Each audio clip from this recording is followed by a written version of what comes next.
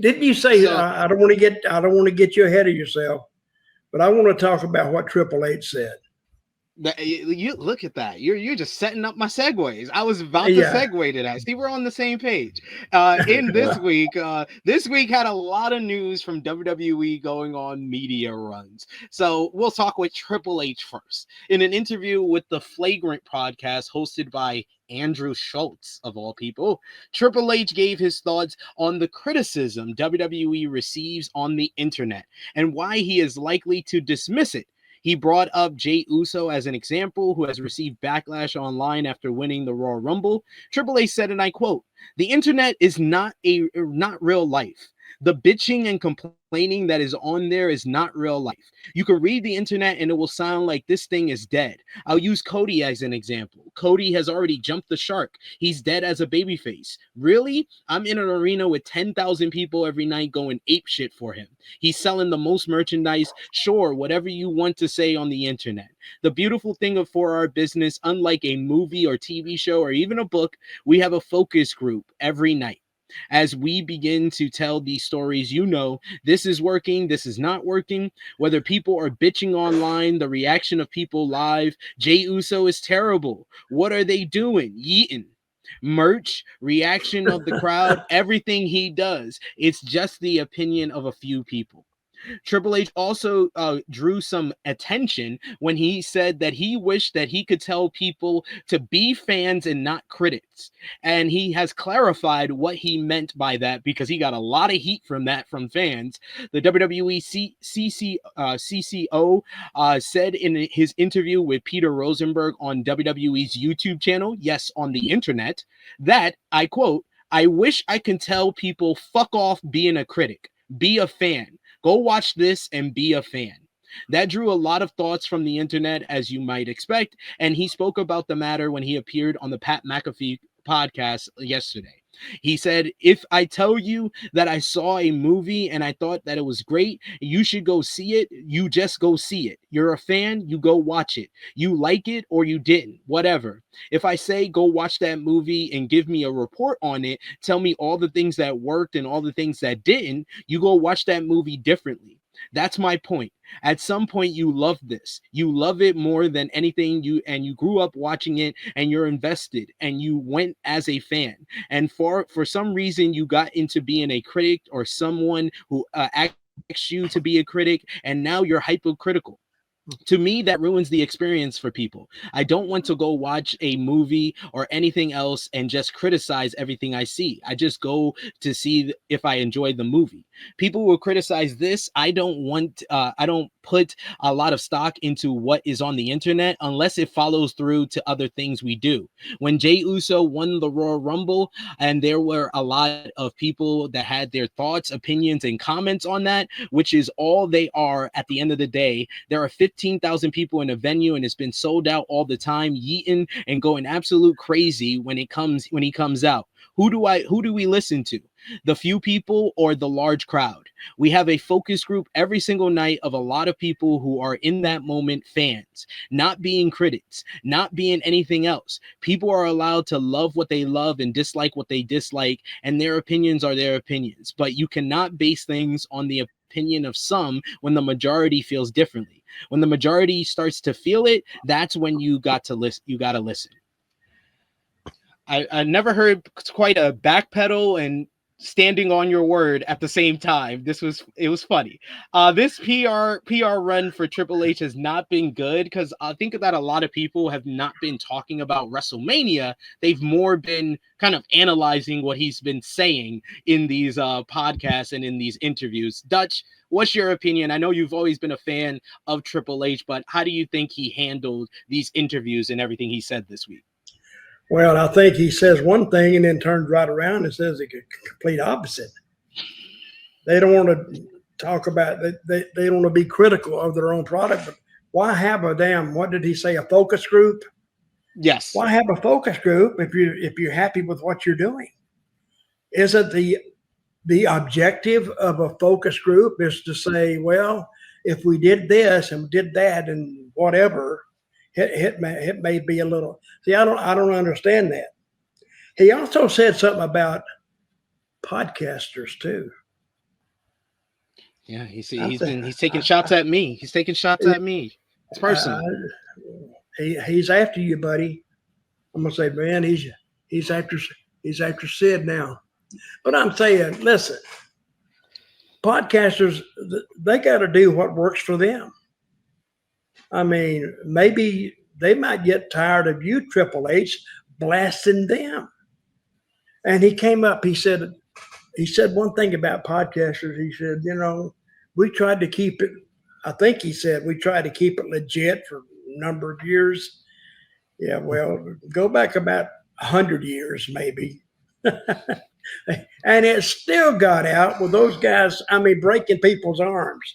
The shooters they would put back in the ring and all the carnivals, they would mess their opponents up. But now they come out and they say this and this and this and this.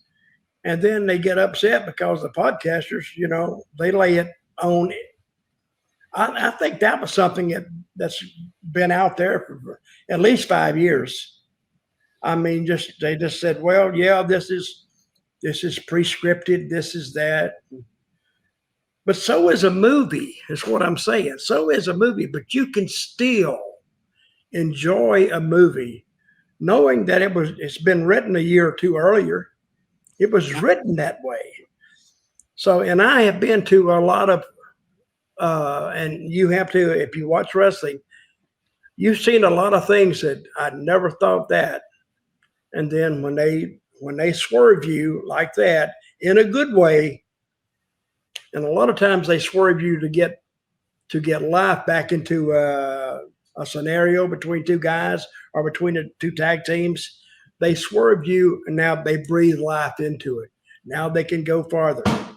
And a lot of times you go farther because they have absolutely nothing else to follow it with, because that's creative fault there.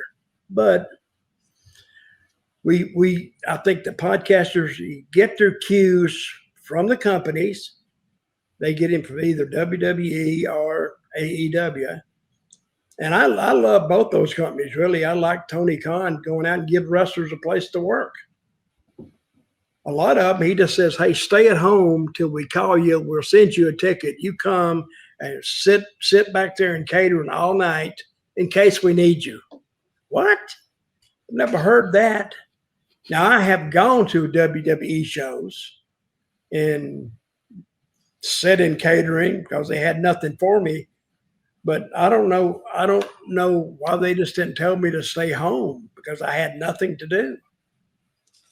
So all it did was cost me money because they didn't pick up my room. And Josh, what are you doing? No, it's just my dog running into the room. Oh, my dog. He's hard running into the room. Josh is over there. He's in his own little world, saying, I wish this damn Dutch would shut the hell up. Why do I say that? Yeah, because you've been picking on him. Yeah, he's been saying that in his head. No, I said I liked his haircut. I like that. Josh, overall, I just think that Triple H is like basically trying to get back at the internet, because when he first came in after Vince McMahon went out of power, the internet fans were the ones that were backing him up and telling him how much better it was, and he embraced them. So now that he's getting a little bit of criticism because this build to WrestleMania hasn't been the best, and it's been very disjointed at best, is the best way to describe it. I think that's the reason why he's like, no, I don't listen to them anymore. I'm not above it. He's basically saying he's above criticism, and I don't like that, because that's very hypocritical. Like you were saying, Dutch. He's saying one thing and then saying the other. He's basically going against everything that he said in the past and everything he says from interview to interview at times. Yeah. And listen, he has to accept the animal for what it's worth. I mean, you're going to have criticism. I don't care what you do. You could do the greatest angle in the world, but still somewhere out there, and you may not have a lot, but you're going to still have criticism, because that's what the long-term wrestling fans look for, to blast it. Oh, you liked it? Oh, that was stupid. It's this, it's this, it's. But see, that's nothing different than what they used to do 30 or 40 years ago. and said, "Oh, that was stupid. Why would they do that?" I've heard it. But when you look out there and you see a sellout, which is what Triple H has been seeing, he has to take satisfaction in knowing that what they did worked for the majority of the fans. Yeah. And, after all the bullshit that wrestling fans have been put through, just to know that they're still in the game is surprising to me. Because how many times have you heard this? I'm not watching that crap no more. I just ain't watching it. And about 2 weeks later, they said, "Hey, did you see SmackDown last night?" They back into it. They said, "Hey, you see SmackDown last night? You didn't see it?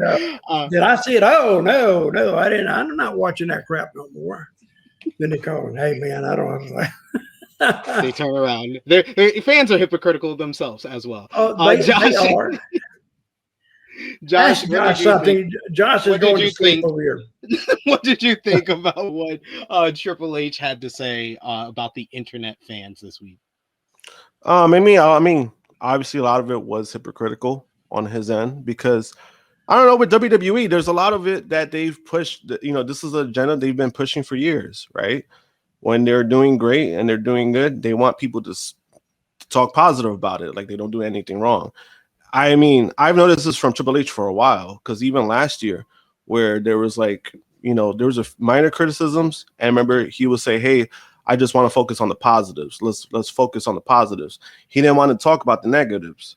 So I mean, I think it's been building up for a while, but now more so because this build up for WrestleMania wasn't the greatest, and he's under a microscope. Every time he doesn't do what fans expect him to do, he's gonna hear it. And I think now it's just at a point that I think that was his way of trying to navigate what the direction they're going, as in like they want people to speak positive, they don't want people to be negative, and I think that was just his way of trying to navigate it.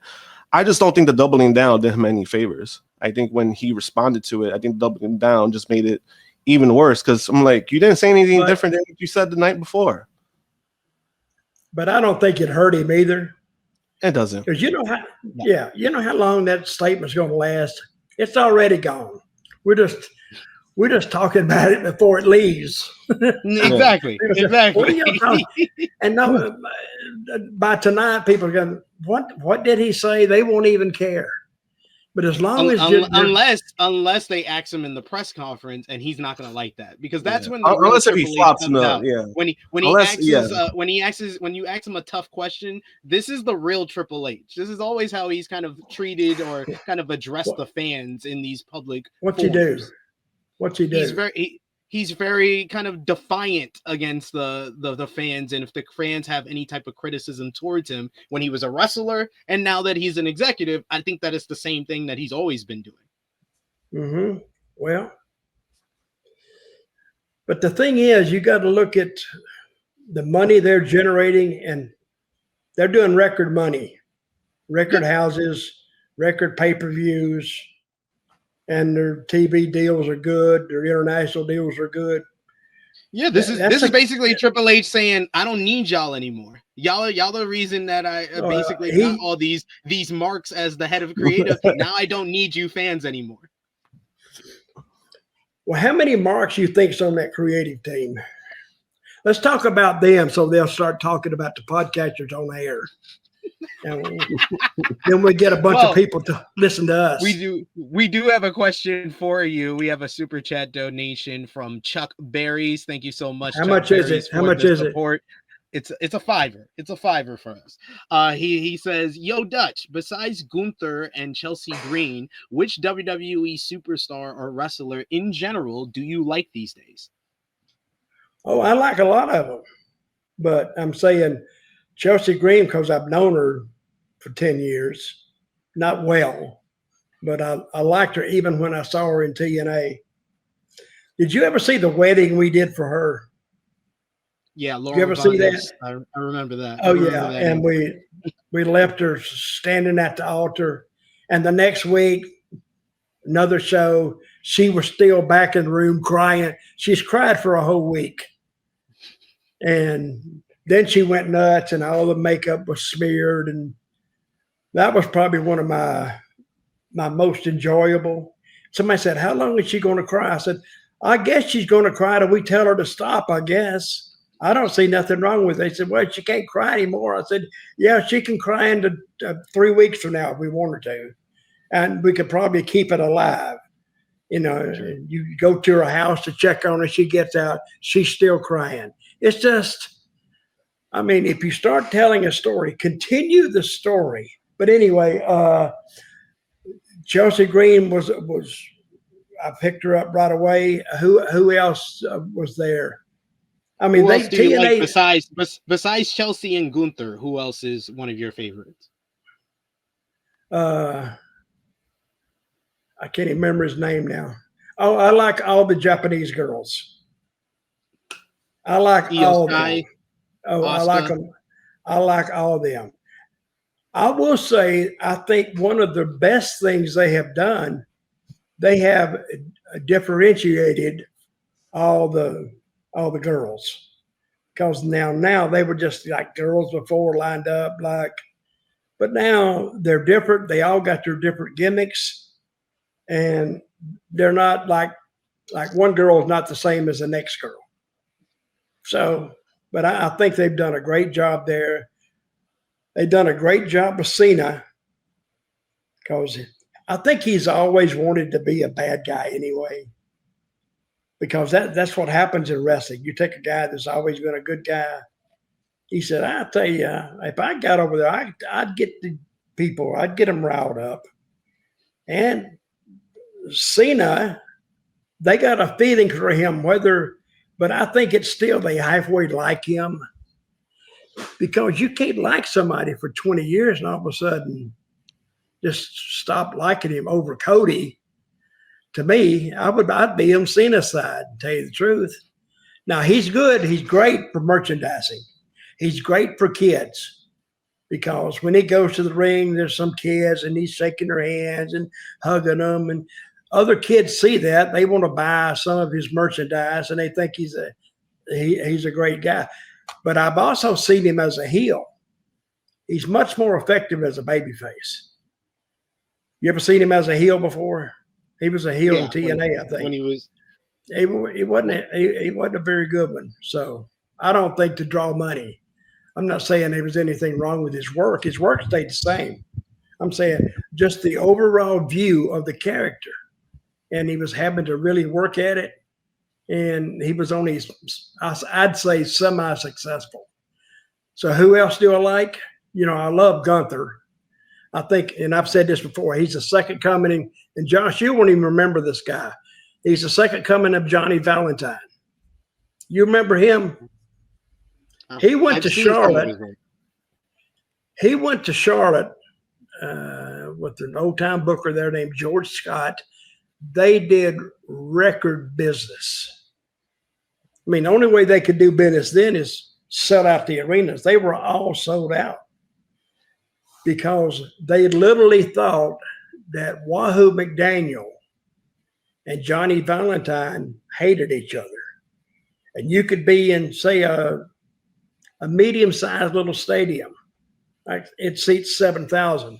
Well, it'd be full to the top.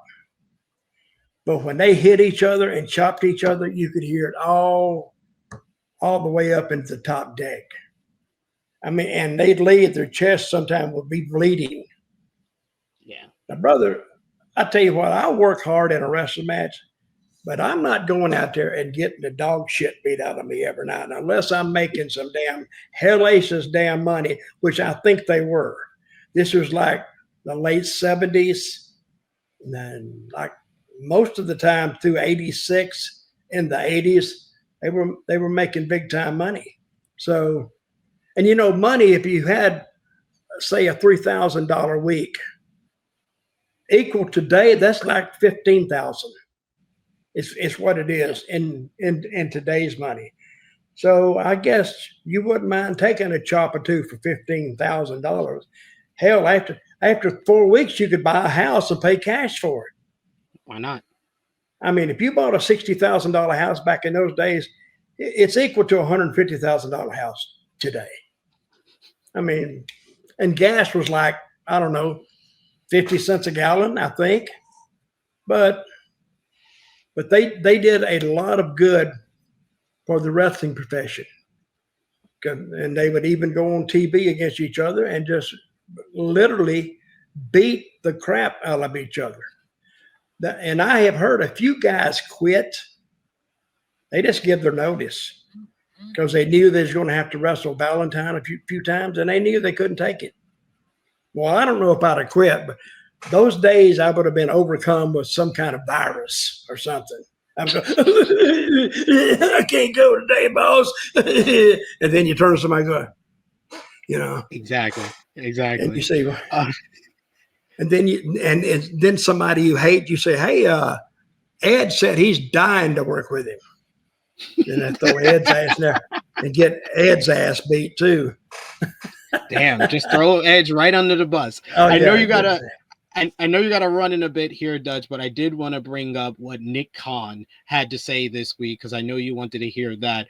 In an interview with Bill Simmons' podcast, WWE President Nick Khan had some thoughts, and he spoke about the other promotion, AEW, and said they have talented wrestlers who will eventually come to WWE. Khan said, in terms of the other wrestling promotional company, they have a lot of talented wrestlers, and we're happy about that. When contractually they are available to talk and have conversations with, assume a number of them will come over. Nothing but respect to the father who finances it and owns the Jaguars and all those other things. WWE President Nick Khan also spoke about WWE acquiring new talent, and they won't sign wrestlers just to bench them. He referenced another entity doing that, but didn't name any promotions outright. He said, that's something we don't do. We won't sign and bench people. We sign people who we want to use. If another entity signs and benches people now, that's not something we would do. That's what I've been told from time to time, not us.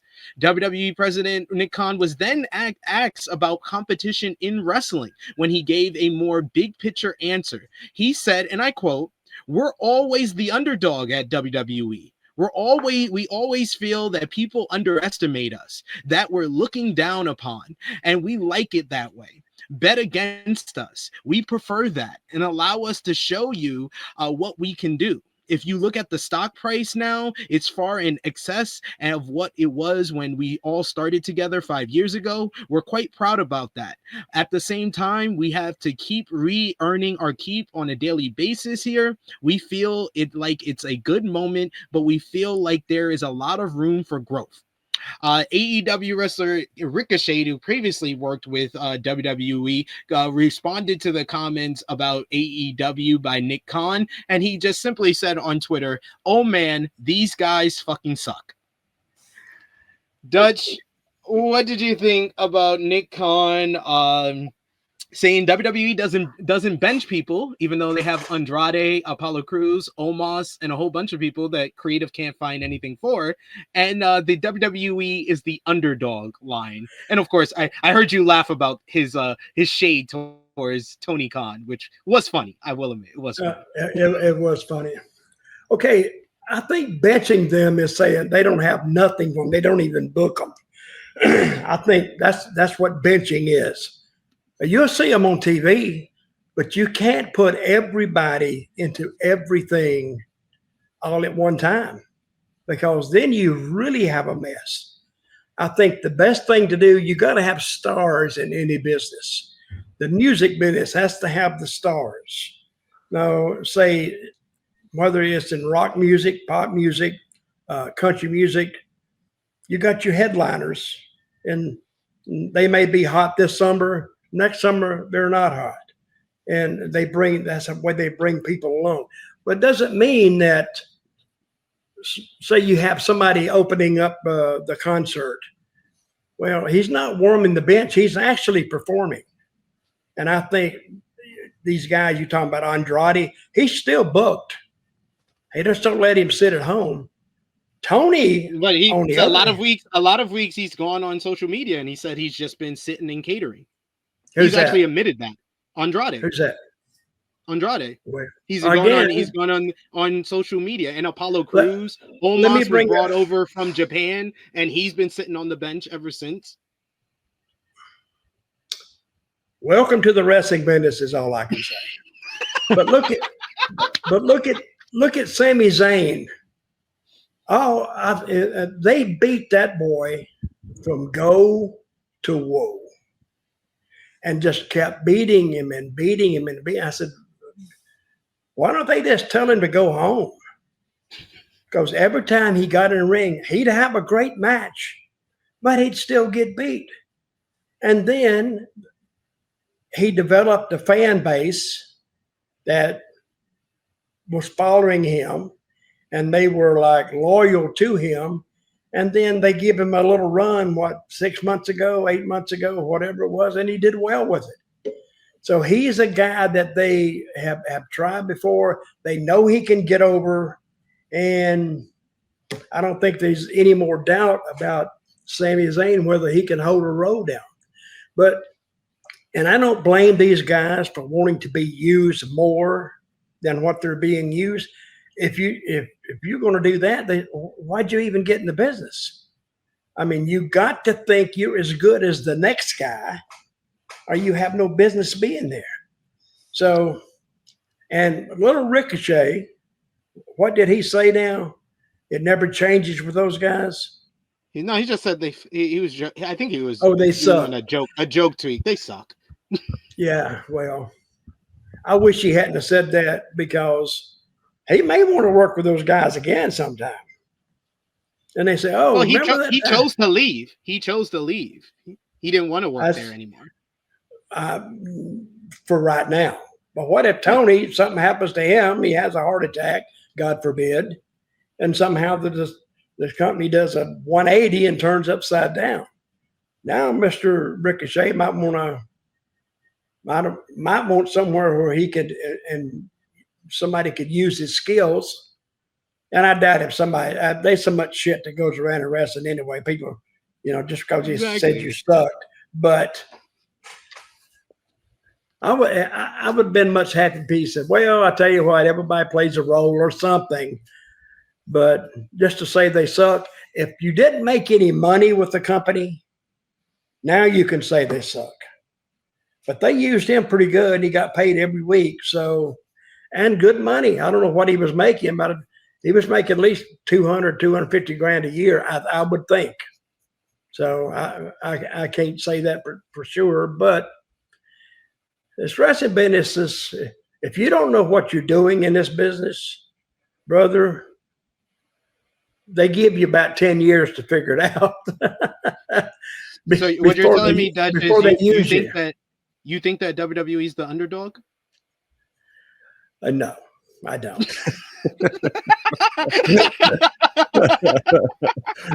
But I do like the way he's thinking, though. If you think you're the underdog, then you're working like the underdog, even though, because when you get on top, that's what Vince did. Vince was on top and was sitting up there, and nobody was challenging him, but his product was going doom, just down, because he was doing nothing but wrestling. After a while, you say, damn, guys, give me something. Remember, you used to say, I'm begging you, give me something. Why don't you have a guy just slap another guy or do something between these, create some interest? But we used to watch it and go like this. I was passing out. You used to do a lot of this. Now, hey, you can't do that. You used to do that. You used to do that. I did. Oh, see, he's switching the heat. You should call this switching. You taught me how to do this. No, yeah, you need to call your show "Switching the Heel Heat." See, transferring the heat. I'm transferring the heat.